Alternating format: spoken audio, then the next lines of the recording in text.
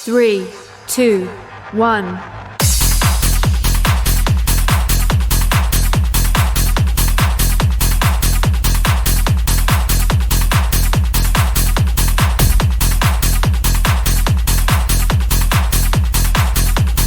Halfway there.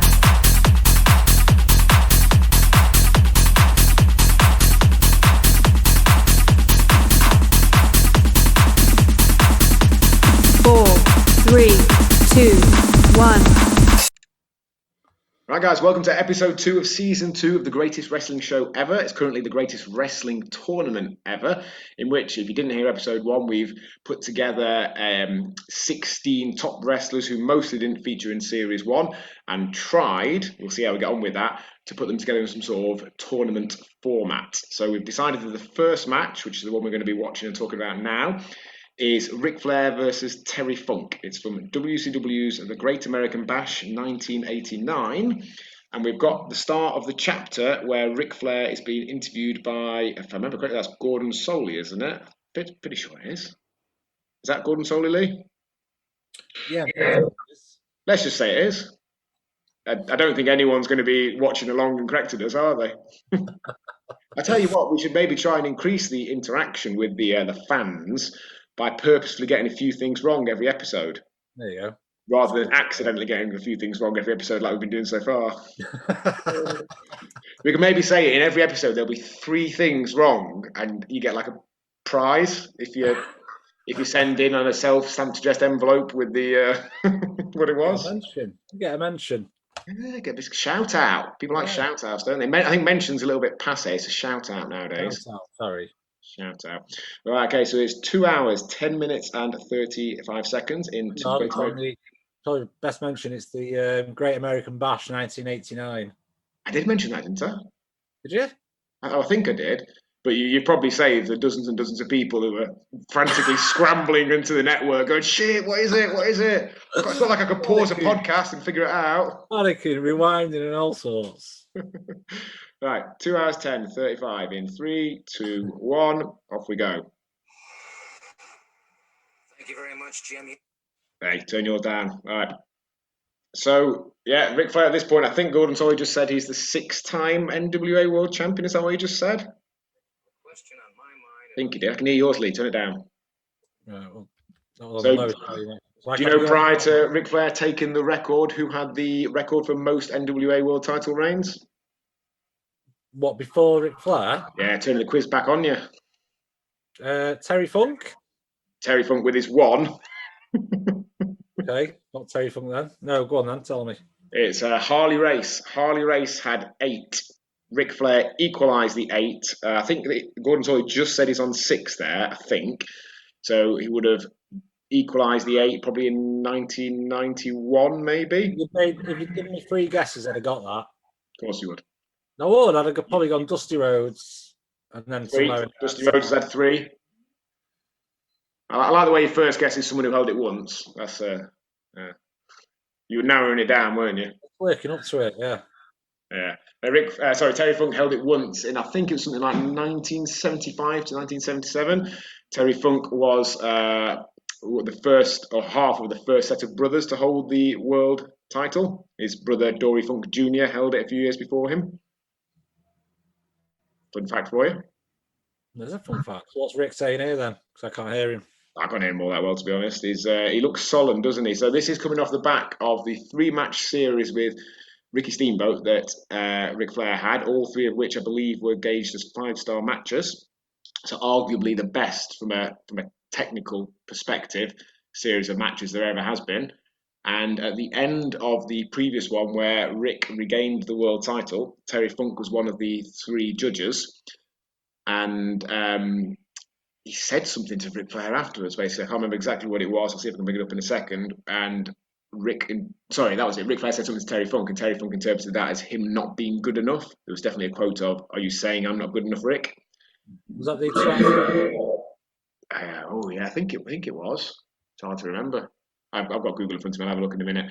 But Terry Funk then attacked Ric Flair and pile drove him on a table, which was very unusual back in those days. No one did table spots in 1989.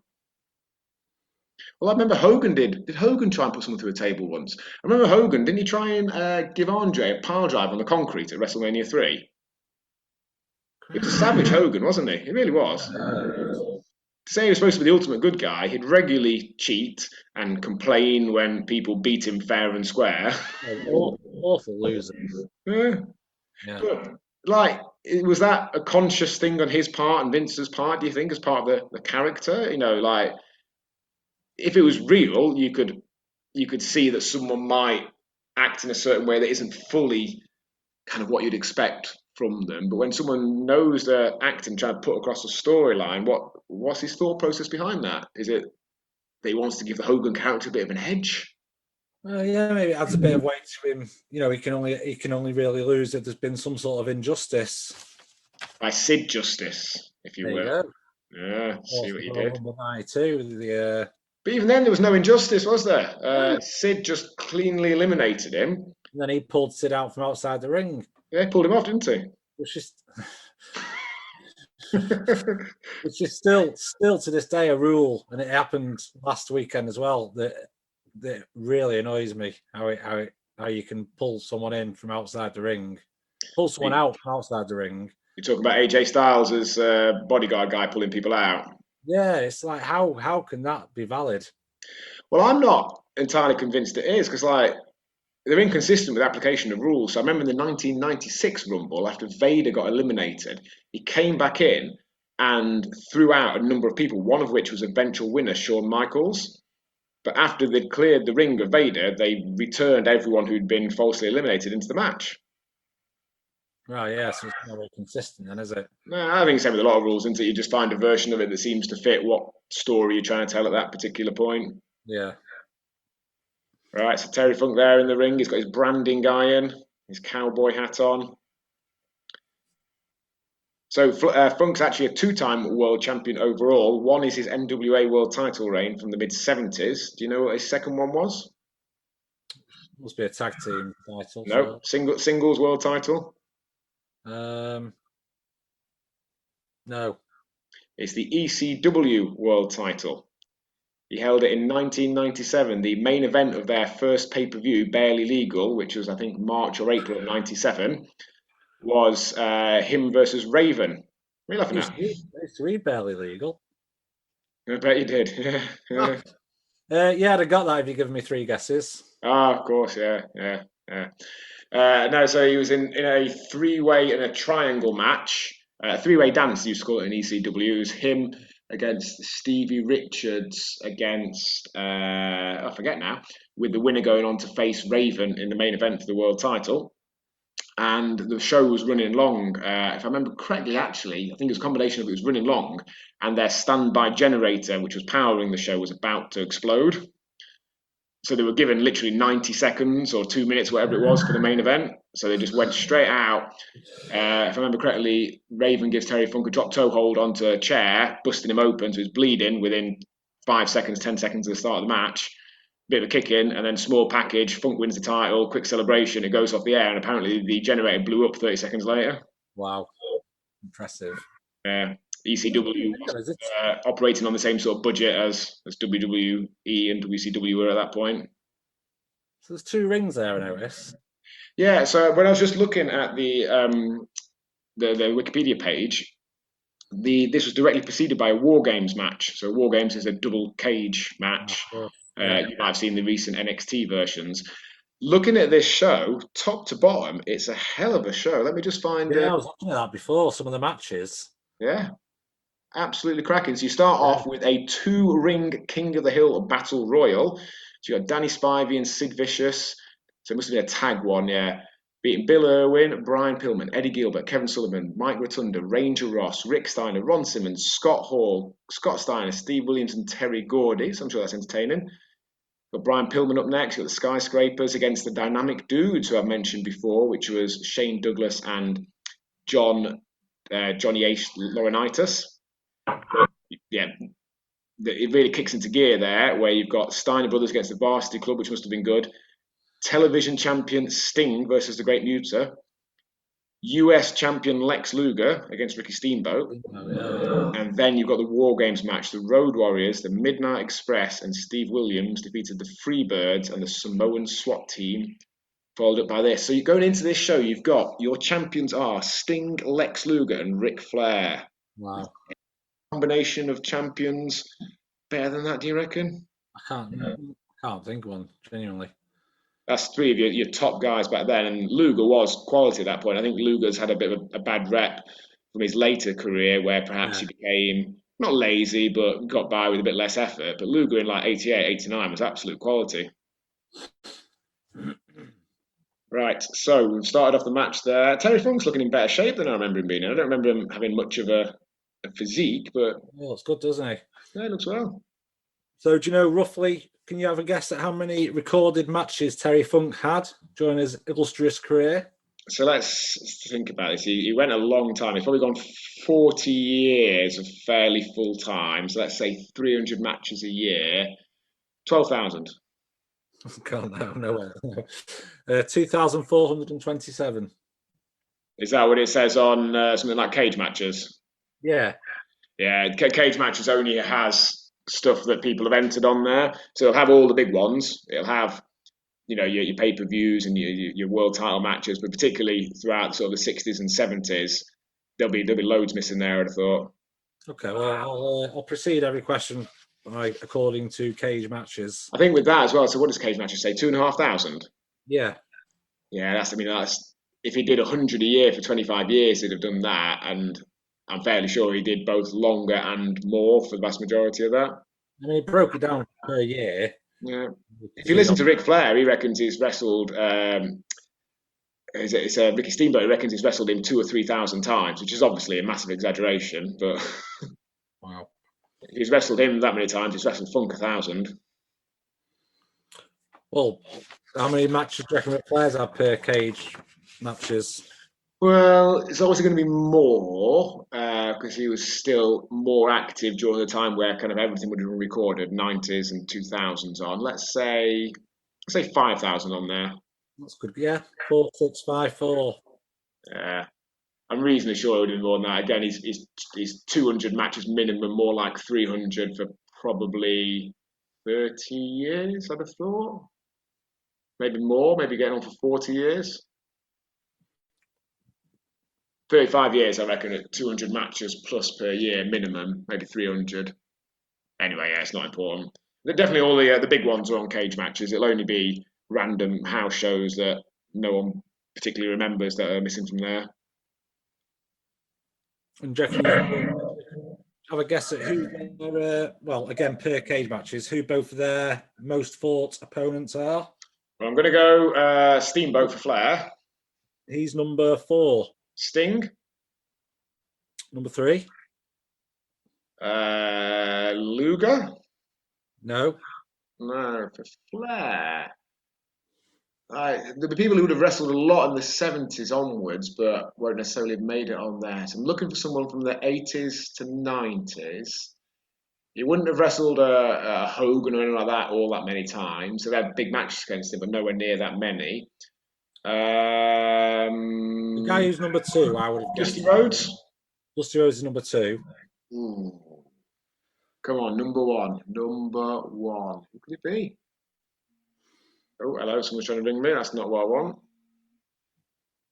Right, I'm not sure. Pass. Wahoo McDaniel.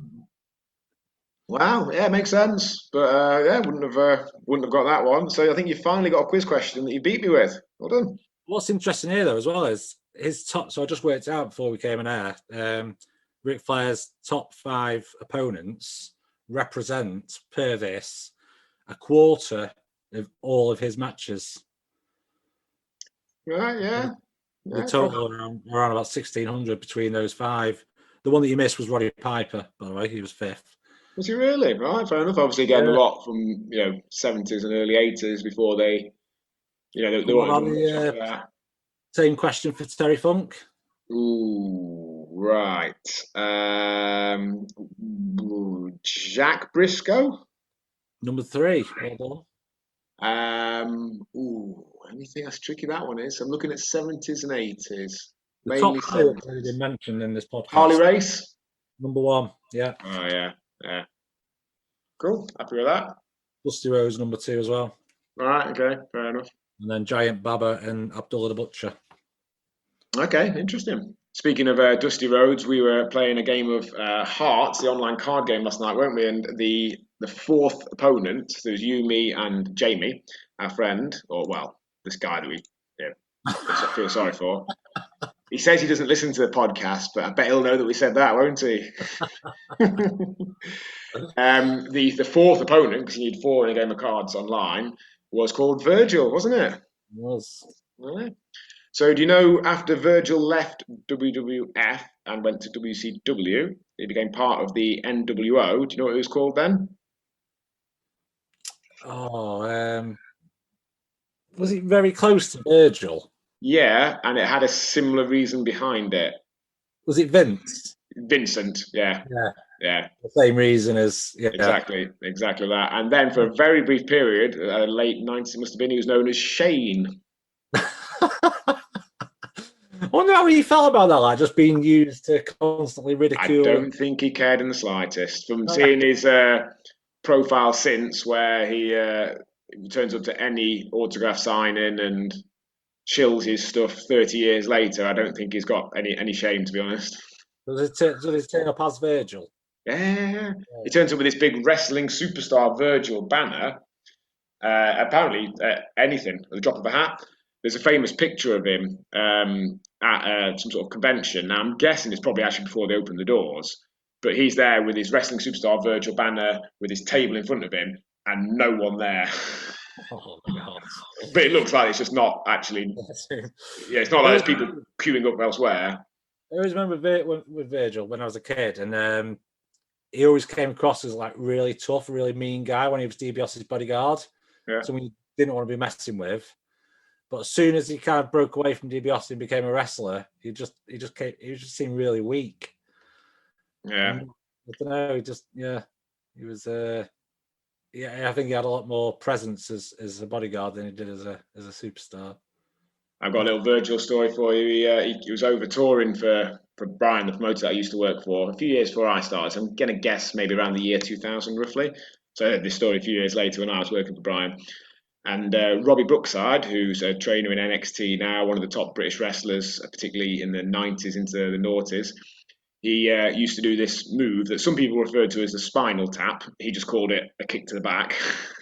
Basically, snap you over so you were sat up. So you imagine you're sat, and then he would just kick you a bit like a football, as hard as he possibly could, and you like straight up your back.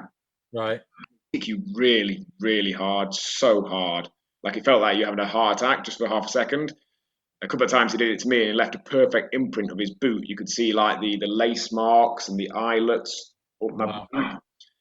One of those things that we were talking about before, actually, well, whilst it obviously hurt, it wasn't that bad. It was just, it's not going to break anything. As long as they kick you clean, as long as they don't toe poke you, you're not going to break anything. Yeah, it's just going to hurt without doing any long-lasting damage. But apparently he gave that kick to Virgil. Virgil jumped up and went, language alert here, he went, fuck that, I'm not selling that shit.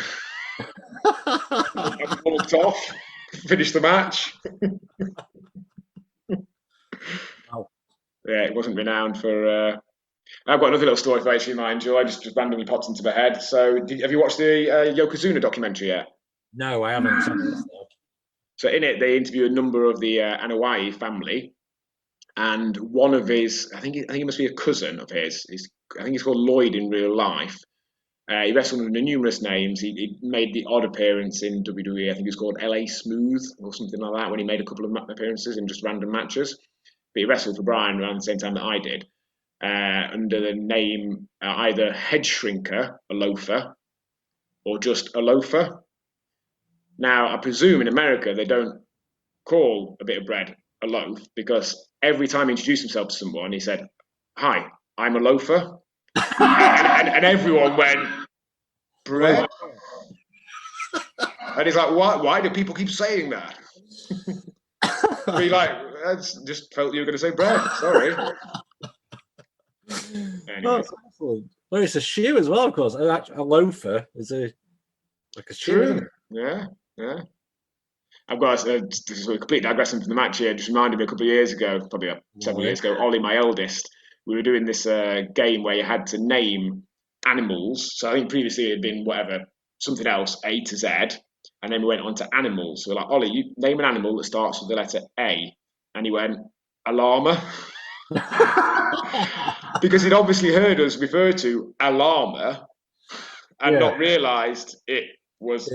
But then Alex absolutely corpse because she got this image in her head of a llama, but like going off like an alarm clock.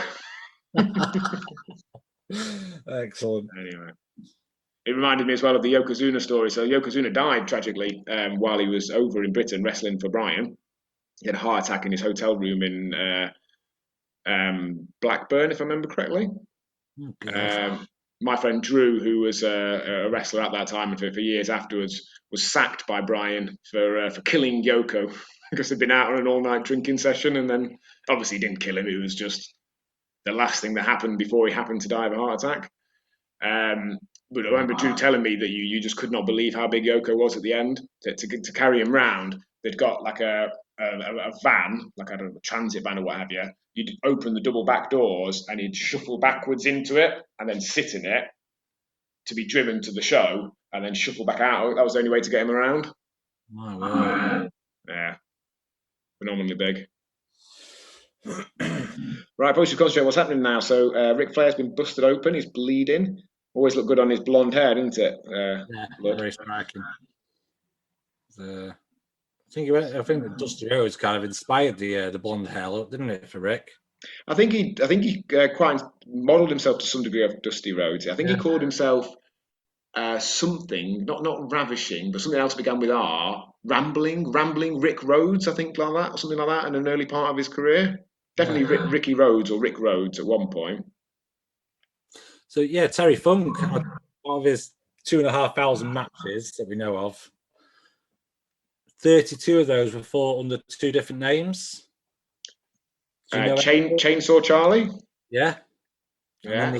There's one that he apparently fought 6 matches under. Ooh. The Midnight Rider?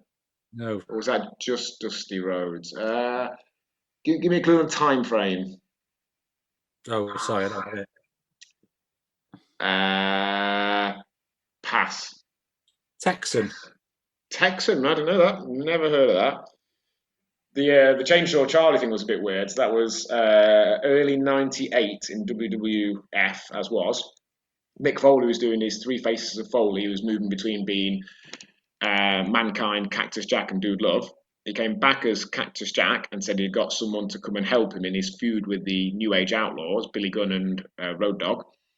And it used to be revealed from a large wooden box, and then all of a sudden a chainsaw starts cutting that box from the inside, so cutting his way to freedom, and it's Terry Funk, dressed a bit differently, but it's really, really obviously Terry Funk. I think he was wearing jeans and a red shirt as opposed to what he normally wrestled in. But it was so clearly him, with essentially what looked like a pair of tights on his head, and wielding a chainsaw, and they called him Chainsaw Charlie. It was really odd. And I think after a couple of months, they just accepted it was Terry Funk and just carried on wrestling as Terry Funk. They won the tag titles from the Outlaws at WrestleMania, what would that be? 14 in 1998 in a dumpster match where you had to put your opponents in a dumpster and push the dumpster off the stage. 98. It's pretty brutal, that was. I remember Billy Gunn gave him a powerbomb into the dumpster, and whilst it was padded with cardboard in there, there's only so much that does. And when he came out, Terry had got a massive bruise all on his sort of mid-lower back, but like a bruise this big. Yeah. Nasty bump. Funk's bleeding now as well, as Jim Ross just informed us. This is arguably Jim Ross's peak commentating ability as well. Yeah, Yeah, I've not seen really any of it, to be honest. I've seen clips of AEW. I've not really watched all that much, but he does get a bit of a slating, Jim Ross, for some of his AEW commentary from nowadays.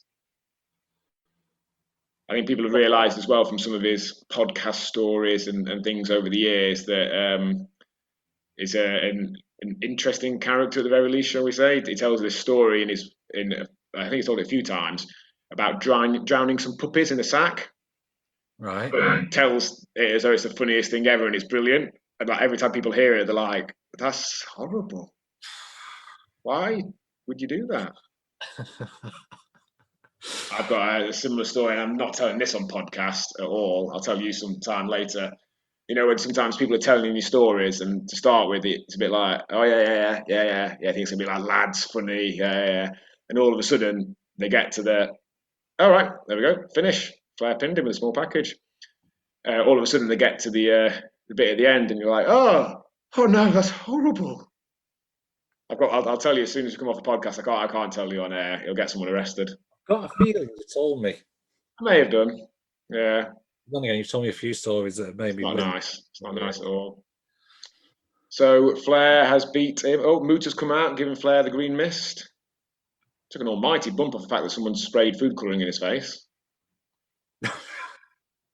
So this was Muta as well. So I don't know if you know much about the Great Muta at all. No, other than the name. So he was Keiji Muto in New Japan Pro Wrestling, and the Great Muta was like his alter ego. So everyone knows it's him, but it's very much pitched as he kind of becomes a different person when he dons that mask and what have you. And he came to WCW in only a few months before this, I'd have thought, maybe like mid '89ish, and was like something from the future. So he's the first person to do a moonsault on mainstream TV. He did a handspring back elbow, I think it was, and various other moves that were somewhat unheard of at that time. It was Pal Driver. Yeah, he formed the JTEX Express with Funk, possibly after this. I think this is maybe them coming together. And then I think they were part of a tag match the following month or the month after. Possibly. Is that what inspired Asuka's green mist then? So the originator of the Green Mist, I think, was the Great Kabuki, if I remember correctly. I might be wrong about that. I think someone had done it before Great Muta. Great Muta probably was the first one to bring it to like a world level, I would have thought. I think it's just fairly common that Japanese people spit green mist. I think that's what they do.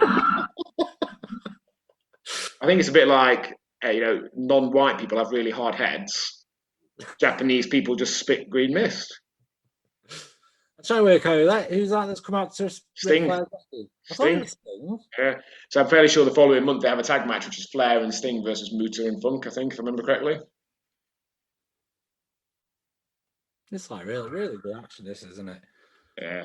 It's funny all the stuff that, I mean, Muta was probably one of the first Japanese that, whilst he was a bit sneaky, he wasn't just a dirty foreign Japanese Pearl Harboring character. He was appreciated for the quality of his wrestling and what he could do.